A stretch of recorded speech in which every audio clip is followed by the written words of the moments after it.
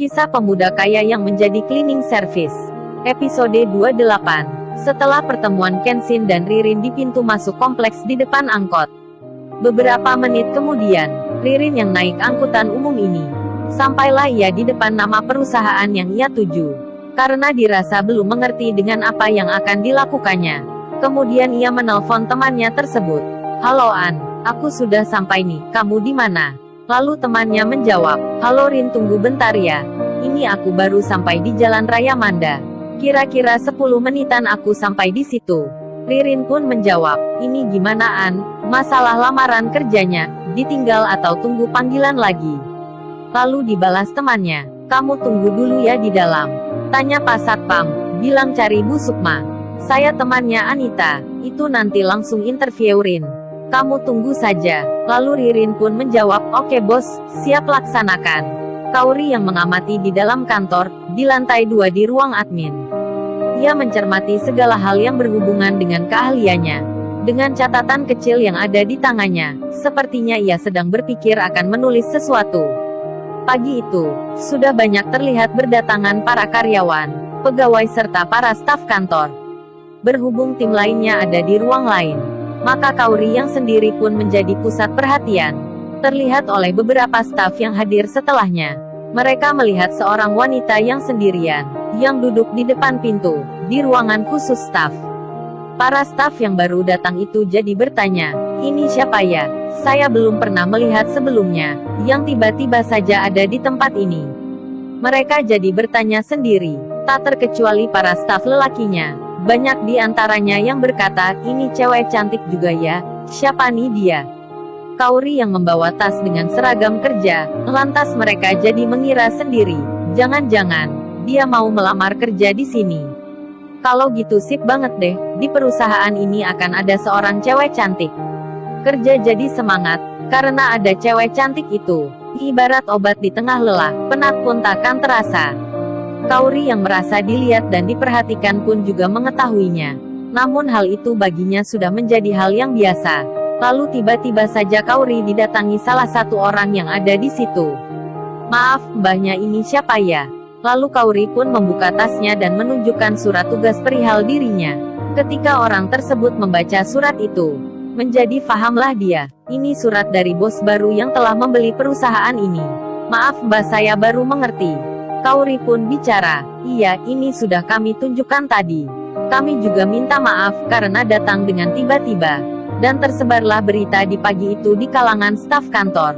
7 tim khusus dari pemilik baru akan meriset perusahaan ini. Ririn, yang sedang menunggu temannya, kemudian bertanya pada security yang ada di pos jaga. "Pak, mau tanya, mau menemui Ibu Sukma di mana ya?" Ririn yang dengan menunjukkan surat lamaran kerjanya. Seolah security sudah terbiasa dengan pertanyaan itu. Langsung saja oleh security-nya dijawab, "Bu Sukma belum terlihat datang. Mbahnya bisa tunggu di ruang lobi dulu ya. Dari sini masuk pintu utama lalu belok sebelah kanan." Lalu kebetulan di samping Ririn, ada customer service perusahaan itu yang juga baru datang. Karena ia melihat dan mendengar percakapan itu, segera saja ia berkata pada Ririn, "Mari Mbak jalan sama saya."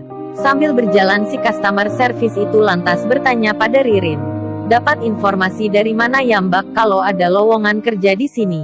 Ririn pun menjawab, "Info dari seorang teman."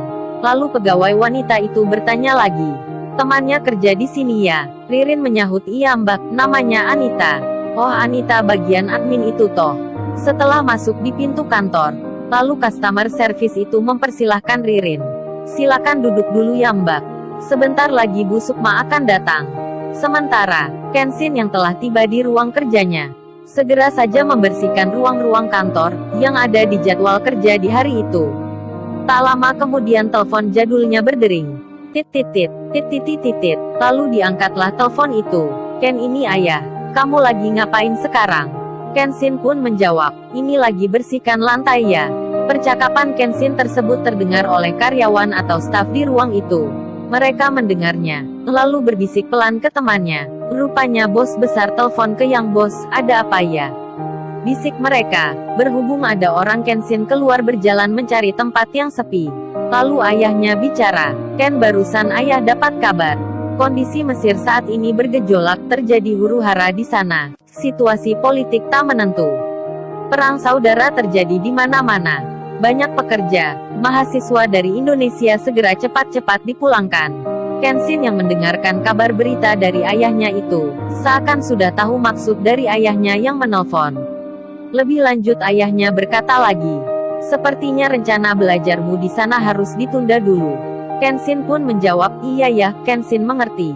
Lalu ayahnya berkata lagi, "Ken, ini ayah mau nyelesain tentang perusahaan yang ayah beli kemarin. Kalau bisa kamu melihat-lihat perusahaan itu, toh nanti jika mau, kamu bisa mengelolanya sementara, sebelum melanjutkan sekolahmu. Atau gini saja, kamu kerja di situ selama 2 atau 4 minggu. Kerja yang seperti saat ini menjadi cleaning service. Kamu perhatikan karyawan dan staf-stafnya. Bagaimana cara kerja mereka? Soalnya ayah masih usahakan tidak menggantinya kecuali ada masalah." Kenshin yang mendengar ide ayahnya itu, jadi berpikir sejenak, sepertinya ini hal yang tepat. Kenshin pun langsung menyahut, "Baik ya." Kenshin akan jadi cleaning service di tempat itu. Ayahnya pun lebih lanjut berkata lagi, "Nanti mengenai caranya kamu masuk kerja di situ, ayah yang akan mengaturnya." Kenshin pun menjawab, "Baik ya." Sementara, Ririn yang masih menunggu di ruang kantor depan di lantai 1, tiba-tiba mendapat kabar dari customer service tadi. "Mbak, itu Bu Sukma sudah datang." Bu Sukma yang dimaksud terlihat masih memarkirkan mobilnya. Bersamaan dengan itu, Anita temannya Ririn terlihat juga masuk halaman kantor, dan sedang menuju tempat parkir motor. Tak lama kemudian masuklah Anita. "Hei Rin." Sambil cipika-cipiki ketemu teman lama, Anita bertanya, "Gimana kabarnya Rin?" "Aku baik An," jawab Ririn. "Itu di depan Bu Sukma. Tadi aku udah bicara, katanya kamu langsung diwawancara."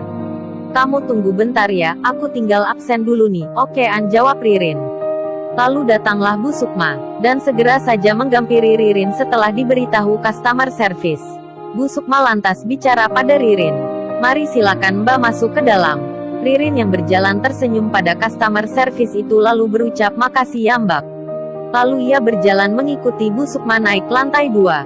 Setelah sampai di lantai itu, lalu terlihatlah seorang wanita yang lagi duduk sendirian tepat di depan kantor admin. Bu Sukma yang melihat itu jadi bertanya, "Siapa ini? Apa dia pelamar kerja juga?" bisiknya. Hal yang sama pada Ririn, yang langsung duduk di dekat wanita itu, yang tak lain dia adalah Kauri. Lalu Ririn pun menyapa dan mengenalkan diri, sambil mengulurkan tangannya pada Kauri. "Pagi Mbak, saya Ririn." "Mbaknya siapa ya?" "Oh pagi juga, saya Kauri." Ririn pun langsung bertanya padanya, "Mbak juga mau melamar kerja di sini ya?" Dan Kauri pun tersenyum belum menjawabnya. Ririn dan Kauri, dua wanita yang mengenal pria yang sama, terlihat duduk dan bicara di tempat itu. Lalu, bagaimana kisah selanjutnya? Subscribe channel ini untuk episode berikutnya. Terima kasih.